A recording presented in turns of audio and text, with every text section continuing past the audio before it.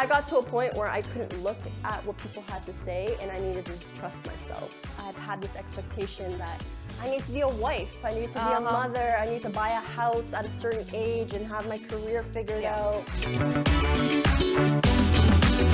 Welcome everybody to the very first episode of Raw Truths. Before we begin, I would like to thank each and every one of you for showing a lot of support and a lot of love through our social channels. Our guest today is not just rewriting rules, but creating new playbook. Melanie Cordeiro, a passionate creative whose talents span from acting, modeling, content creation, who's here to share how did she break the cycle of matrix and chose untraditional paths. Oh, by the way, she's also someone who's a big supporter for holistic wellness, and she runs sessions about spirituality. Wow. So what are we waiting for? Let's check it out. Thank you, Melanie, for coming in our studio today. We really appreciate and we are very happy to have you here. Oh, this is my pleasure. I'm so happy to be here. So thank you for having me and for listening to my story as well.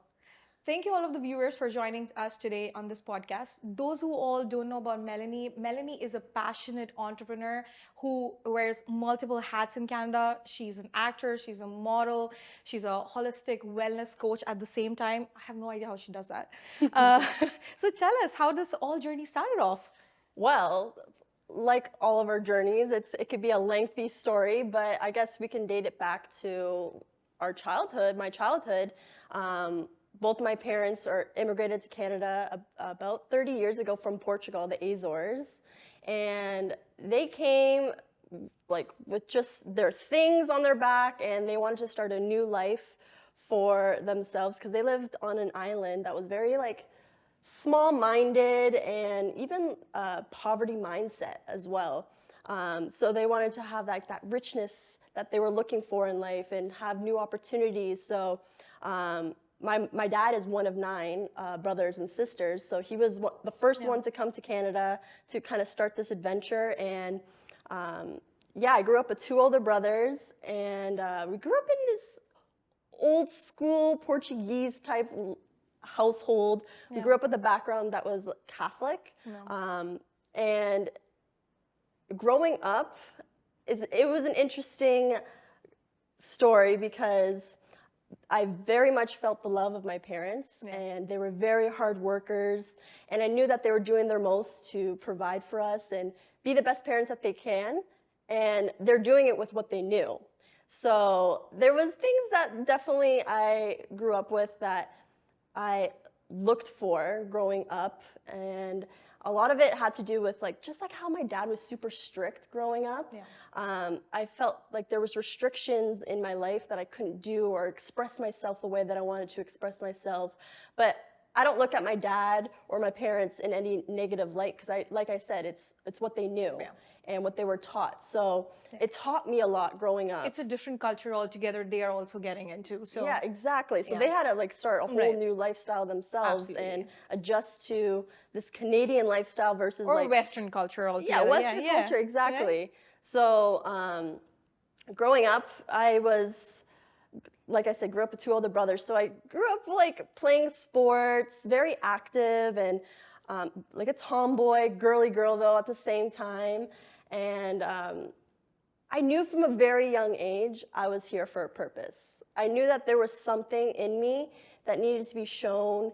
And even as a little girl, I wanted to be on stage. I wanted to be acting or modeling or just on a screen even. I don't know if it was just the time era that I was growing up in, but it was just something that I knew that I was made for more than what my parents maybe expected of me. My mom has always been supportive of my dreams. I think that comes from her dreams herself. She got married and had her first kid at 17 years old. Oh, wow. So everything that I got to live through has almost been through her dreams as well. She pushed me to go after what I wanted because she never had the chance to have that for herself. So I really felt my mom's encouragement throughout my life. But yeah, that's kind of the beginning of the story. We grew up, like I said, in a very strict, limited era. Like, my dad didn't allow us to go and do things or wear certain things. Some other people might be able to freely do around in Canada in Yeah. itself. You were like, I cannot do those stuff. Yeah. How Or did- yeah. it wasn't even necessarily like I couldn't do it. It was just like I was scared to. Like, I was stopping myself from doing it because of like my experiences that I went through. Yeah. So, my mom, like I said, she got married to my dad at 17 years old, and That was really young though. yeah, and all she knew was being a wife and a mother. Right. And about 22 years later, after they've been married, my mom kind of got like sick of that. Like, she wanted her own life, she wanted her own identity, and she wanted to free herself from it. And as much as she tried and she worked hard for the family and everything, she needed to find a way out. And the safest way that she could do something like that was like, I remember coming home from school in grade 8 and having my stuff all packed up, and she was like, we're leaving. And I was kind of like, whoa, what do you mean we're leaving? Yeah. And we ended up moving into a homeless shelter, me and my mom, at 13 years old. It was the safest way that we could get away from my dad, because he was kind of controlling, and we knew that he would come after us to come get us. So my mom wanted to like get a clean breakaway. So for me, at 13 years old, I'm about to go into high school that next summer, or that summer after, and my whole world just got shifted around. I was like living in this beautiful home with my whole family, like, you know, doing what most 13-year-olds would be doing, and then 13 years old, I have to like put my big girl pants on and like go to a place that is so unfamiliar to me. It's scary as well. Like, I remember walking in and just seeing the different types of people that were in there, and like thinking like, this is my life. Like, this is where I'm at now. Like, why is this happening, God? And why to me? Like, why? But I knew in that moment, even through that dark time in my life, it was happening for a reason. And I knew that it was a part of my story that I would tell one day, to inspire people one day.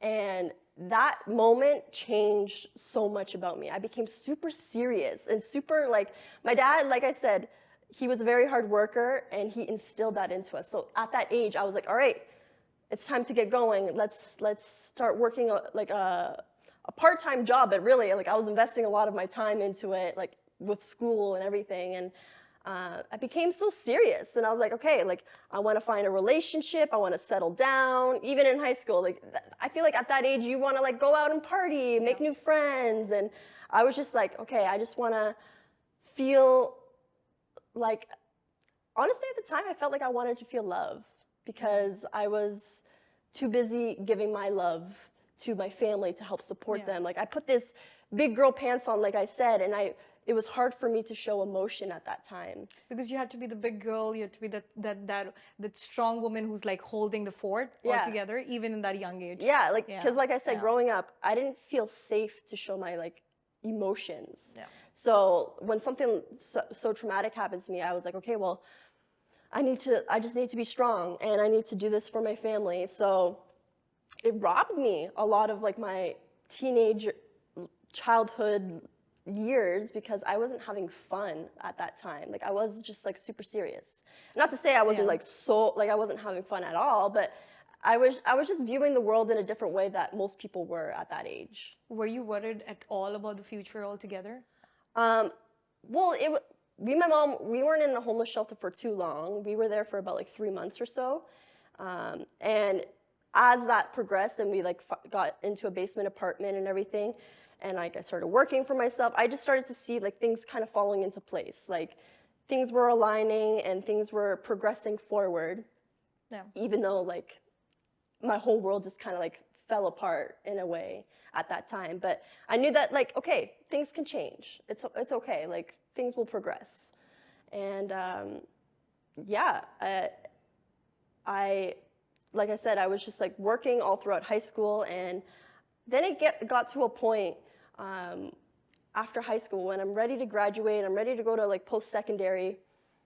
I always had these ideas in my head that like my dad was like, oh, you should be a nurse, you should like work in an office, like you should do these things. And I was like, I want to make them happy, I want to make them proud. But I knew, I was like, that's not me. Yeah. I knew from a little girl that I wanted to be a hairstylist. I've always said it. I was like, I want to be a hairstylist. I want to be a hairstylist. Yeah. And then after high school, I was kind of like, what do I do? Like I was stuck. Right. And I went and worked in a factory for Yeah. like a month in a bit. And I remember halfway through my shift, I was like, I hate this. Is this where I'm at right now? Like this, I don't care about the money. Like I want to do what I want to do. And I quit literally halfway through my shift, and I applied to hair school right after, and I started going to hair school right after that. So I was happy that I chose that, even though like my dad was like, oh, you should have done this. Yeah. I was like, I know what I want, and like you're not going to live my life for me, so I want to do what I need to do. And like to do that takes a lot of courage to like speak up to the beliefs of your parents, Right. or what they want for you or what they expect of you. And it takes definitely a lot of courage, because I come from an Indian family as well. So Right. My family has been really supportive, but we come from a very different culture altogether. So Right. if you're not taking traditional patterns altogether, or traditional means, it becomes really hard for so many people I've known. And the traditional patterns is doing engineering, or like, you know, getting a doctor's degree. Right. That's what, like, you know, even my culture people are known for. Like Right. this is the right way to make money and make a living out of it. So it's like very interesting, like, you know, when I see a lot of like passionate entrepreneurs coming in here, and they have same kind of stuff that they are actually going through, although like we come from a different culture altogether, but Exactly. it's the same repetition of the same thing that's really happening out Right. here. So Melanie, I know that your parents are immigrant and all, but did you face any cultural obstacles in Canada altogether? Yeah, definitely. Like I think growing up, I've had this expectation that I need to be a wife, I need to be a mother, I need to buy a house at a certain age and have my career figured out. And I think that's just that stretches along through all the cultures. I think society has that expectation of us. But specifically for me and like my background, like even as a little girl, like I wasn't even allowed to put makeup on or paint my nails because it would make me look, I don't know, in my dad's eyes, it wasn't proper for a little girl to do that. Or A classy woman apparently, or classy girl, doesn't do that. Like Yeah. those, like, not from the good households. Yeah. Girls do that. Yeah. That's a kind of, I think not many people might be able to understand, but many immigrants might be able to understand Yes. this part. I think that these things are more of seen as not like, I don't know how to put that off, but like a traditional woman or Yeah. traditional girl or traditional family Yeah. kid doesn't do it. Yeah, and I think Right? that also stems from like what my parents experienced and what they got to have in their life. So they don't, when they see someone trying to step out of that cultural expectation, like you're looked at as sometimes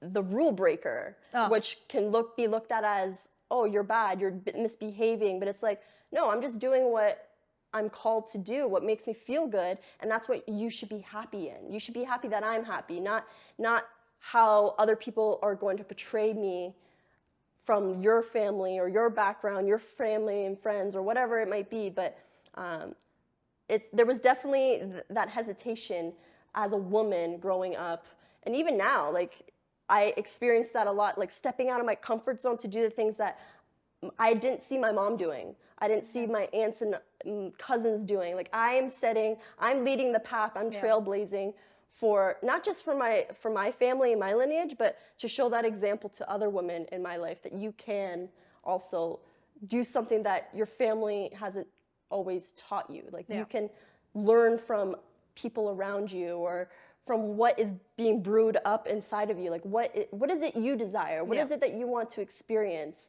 And sometimes you just have to experience it and learn like, oh, I don't like that, or I do like it and I want to go towards it. But you don't know unless you try and step out of your comfort zone to break the rules. I think I've also seen this one bit where the culture you and me come from, it's like our families are more revolving around how society will see us as a family. Right. Right? So it's more of seen as like, oh, if if a girl from our house does something like this, what are people going to think about it? Right. So I think that is one of the things that as well, which comes off so much in our society in itself, and it's very hard to really break that and just move forward. How did you at any point like self-doubt yourself, like, am I doing something wrong when I'm turning towards modeling or trying to do something of my own? Is it like going against my culture? Did you feel that Right. ever? Definitely. I've had self-doubt. What, like, sometimes I felt like the black sheep, where I was the only one doing something different or like breaking the rules, and um, it made me feel like, oh, like maybe they won't like me for this, like my family Yeah. or my friends or my background. But I always just returned back to myself and like my pureness of my heart. I'm doing things with good intention, and I'm doing what my spirit is leading me to do. Because even modeling, like, I used to do it when I was little, very little, and then I stopped doing it at a young age as well. And then when modeling came back into my life recently, it just kept showing up in my life for me to like it was like God was waving a flag being like, hey, come over here, try this out. And then I was like resisting it at first. I'm like, no, like I shouldn't do that. Like I'm expected to do something different. Like I shouldn't put myself like one of my first shows was a bikini show. Oh, wow. So I was in like almost half naked, right? But like I knew in that moment, Yeah.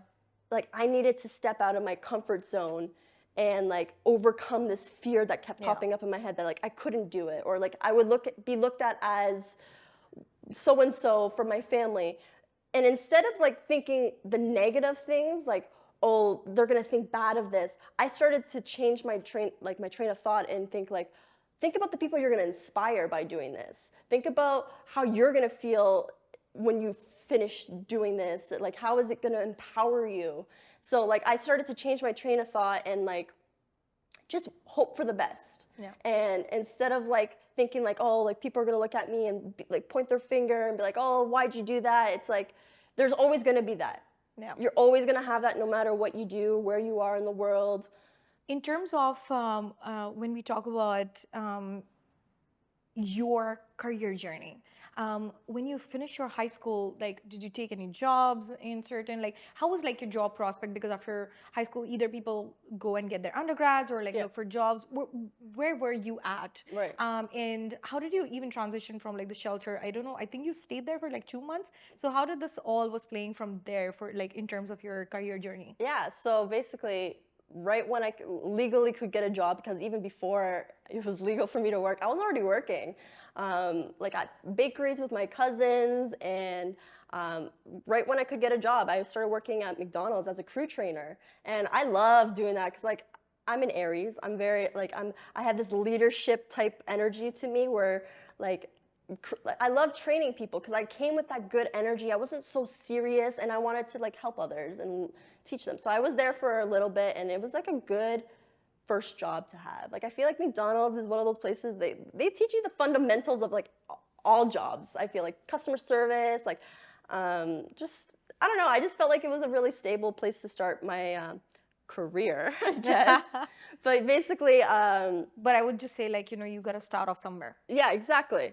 You got to start somewhere. Yeah. So all throughout high school, I was teeter-tottering between so many ideas of what I wanted to do after high school. Like I went from, oh, I'll be a police officer. Oh, maybe I'll be a marine biologist. Oh, maybe I will be a hairstylist or a nurse. I'll deliver babies. Like I was just everywhere because like honestly, I have a neurodivergent brain, meaning like I have a little bit of ADHD. Like my mind jumps from like this to that, and I don't think ADHD is a bad thing. I think it shows that you have so much creativity or so much awareness around you. Like you can pay attention to a lot of things, which is a gift, I think. So I think growing up thinking like, oh, if I had ADHD, like I think I would have thought different, and I would have been like, oh, this is bad that I have this. Like I can't focus.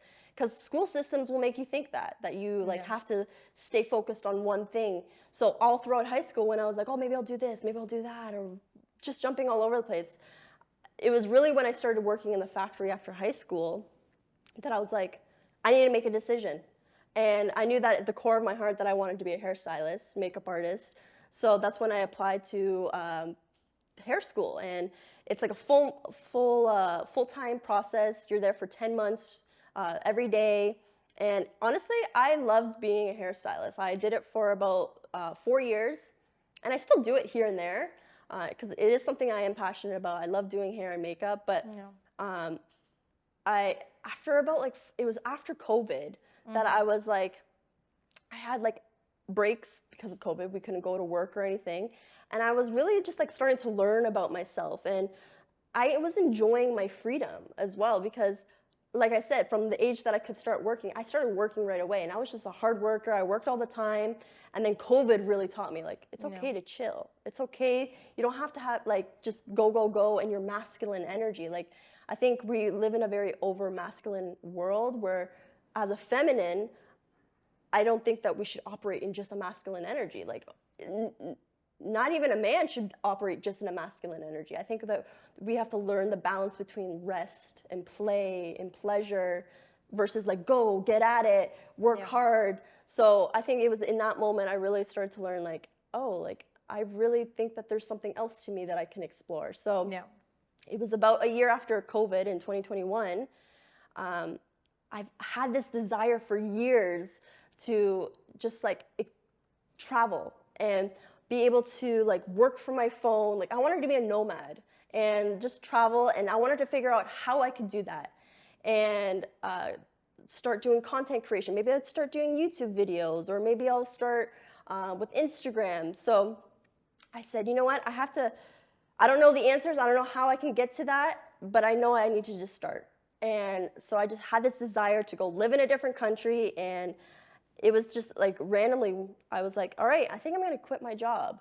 And it was like four years into like my career, I was starting to get good clientele. I had an apartment, my car, like I had life going the way that I was expected to. Yeah. You know, like to have my savings, and I had it figured out in a sense.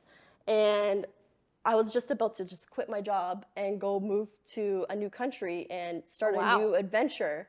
And to like my family, I looked crazy. Like, why would you give up a job that you like?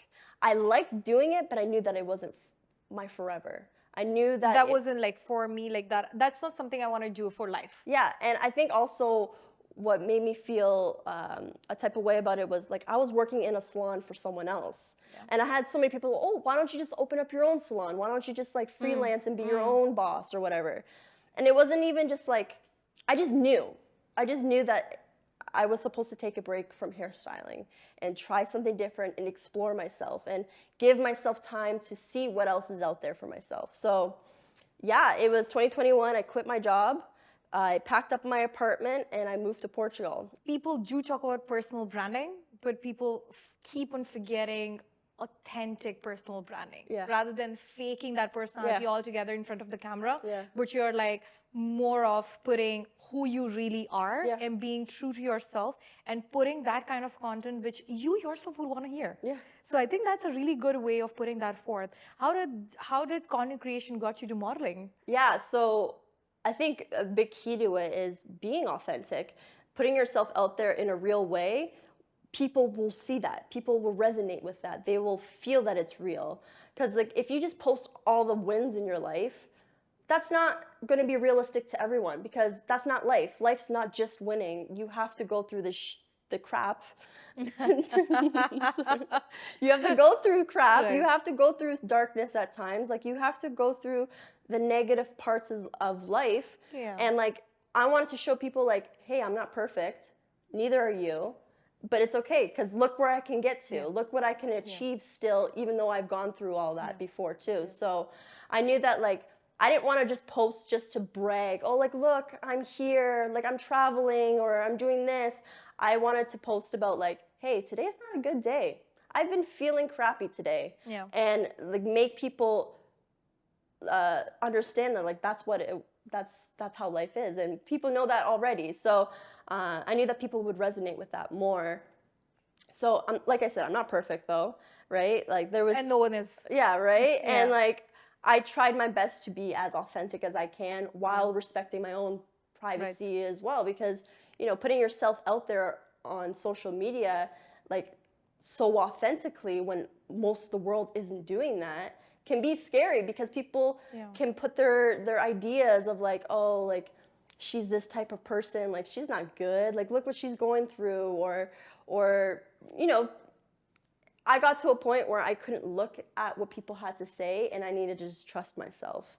And when people start to see who I was online was also matching who I was in person, that's when people started to be like, I like this person. Like you draw people in when you are yourself, when you could be truthful in your journey. So people got to see that in real life, and that's how modeling kind of came to me. I started to put myself out there a little bit more in Toronto, and when people would connect with me afterwards on Instagram, they're like, "Oh, like this is who she is. Like I like this." So, and people really encourage that kind of perspective as well. Like, you know, most of the people out there, as you said, like most of the influencers or most of the content creators out there are not sharing their true selves. So you sharing that piece must have like brought a lot of attention from other people in, and be like, who is Melanie? Yeah. And how is she doing it all? And she's exposing herself altogether as a person on who she is, what is she feeling, how is she doing. I think that is a really great way of putting yourself out there. I remember recently I went to this Forbes event, and I met this person. We were just walking down the street, and we were actually going for one of the events later on after the conference in itself. And she was a very shy woman, like wouldn't talk much. When we started to have a real conversation, she started opening up and stuff like that. And she says, oh, I'm an influencer based in Toronto. And I met her like literally in Cleveland. right. Oh my God. So it was like, what a small world, Destined, right? yeah. And when I started having conversations with her, she says body shaming is such a big issue. And she herself is a zero size, like literal zero size. And I'll definitely share her Instagram with you as well to see off. And she just specifically focuses on that. And she has no filter. No filter at all. She'll be like, yes, this is how I am. And there are more people like this. We all need to acknowledge what kind of people are there around. Yeah. So I think it's very important, like people like that as well comes around and like have those authentic conversations, because I think people just miss out. Like if you're in front of the camera, you have to like pretend on looking like really good, and this is how you should be, stuff like that. So I think it's a very good way of you bringing your personality as well, and just be like, Yeah. this is how I am, unfiltered. Yeah. And like I said, we're not perfect. And there was times I've definitely like, I would write out a script, like, oh, this is what I should say, or like I'll record like 17 times just to get like that perfect thing. And then that's when I was like, Yeah. no, you can't. Look how much energy you're pouring into this just to be perfect, when no one's going to see those little mistakes that you have or that you've said. It's like, just be you and be unapologetic about it and learn from it as you go. Yeah. And like, people appreciate that. It's a really great conversation we're having at this point of time. But I just want to go back to the career piece altogether. How does it feel to break off the 9-to-5 matrix for you? Because I think living paycheck to paycheck is a very different exposure than being an entrepreneur, being that free bird.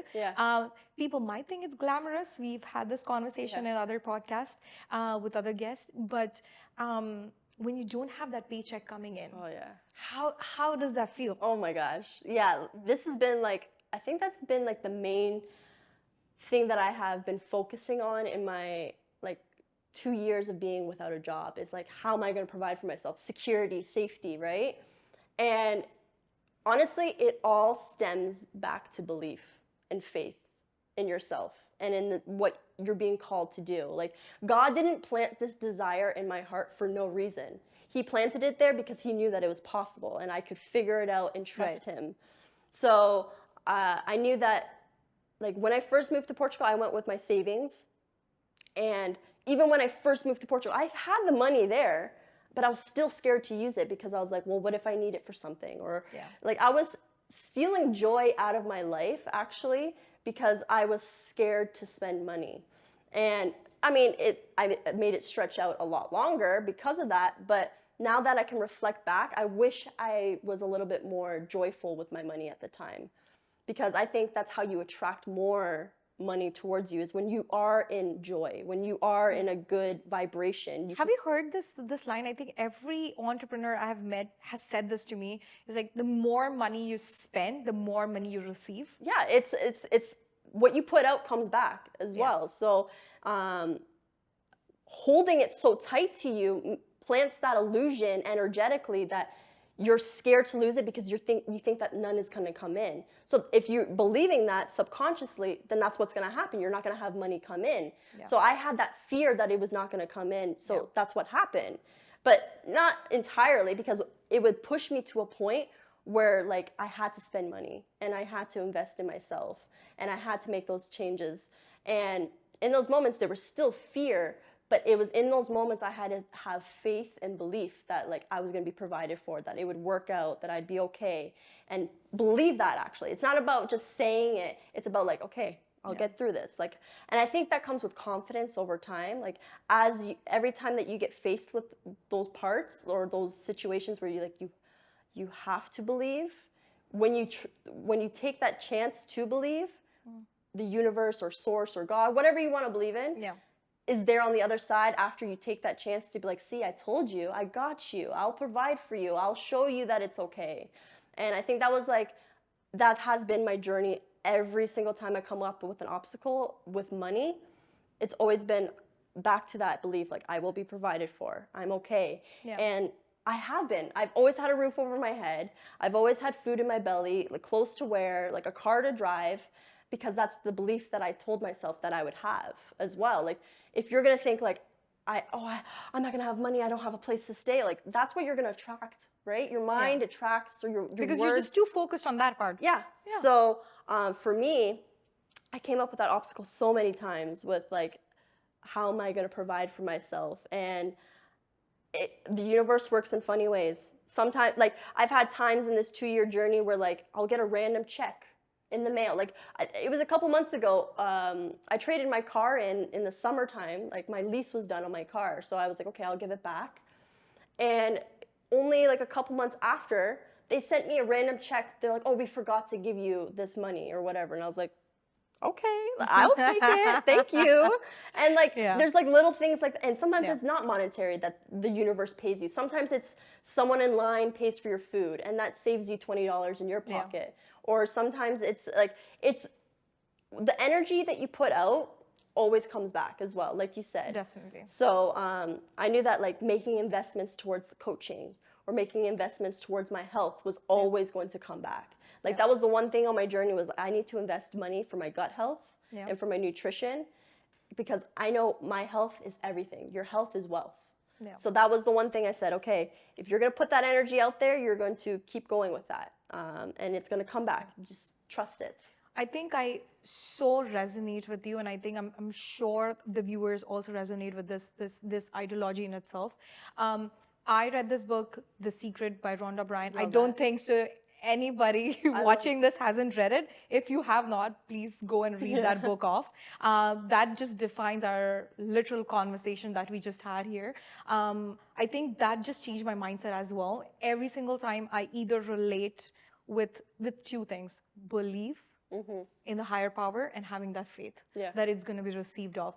I think we are ending on a really good note on here. But I just wanted to hear from you, Melanie. What are the new things that's happening in your life? Anything that you're planning on doing in coming future that me or the viewers should be expecting from you? I'm very much a person who is in the moment. I go with the flow. I go to what the universe leads me to. So I never really know what the next step is, but we could always plan, right? So I have been setting up some things for the future for myself.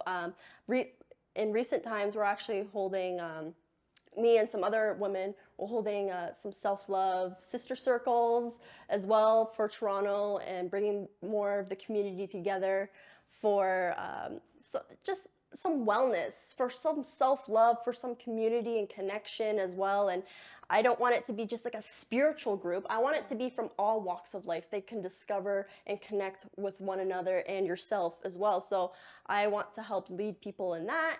And who knows, that could branch out through traveling and other parts of the world, not just in Toronto, but definitely want to get into that aspect. And One day I have always said it, like I want to have a movie, I want to write a book. There's so much I see for myself, and it's like I don't know how I'm going to get there, but I know that if I have that desire and I keep making one foot in front of the other, I'm going to find the right people, the right situations, the right resources to get myself to where I want to get to. So I definitely have a lot planned, but I'm a free-spirited, adventurous person, and I'm in this era right now where I'm just exploring myself and what I like, what I don't like, and I think that won't ever really stop throughout your life. And I don't see myself just sticking with one thing and one thing only. I definitely see myself Doing it all. yeah, and I'm a very creative person, so I see myself getting involved with like artists, like musicians, and just putting myself out in different environments that I never thought I could see myself in. Wow, who says you can't do it all? I mean, thank you so much, Melanie, for coming in our studio today. I think there has been such an interesting, motivating conversation altogether. I think we all have learned a lot. I myself am going home with a lot of things that you have spoken about today. Thank you all of the viewers for watching us today. And we have finally wrapped up one of our Raw Truth episodes. So if you guys have not subscribed or followed us yet, please go ahead and do that. And till then, bye everybody. Bye, thank you.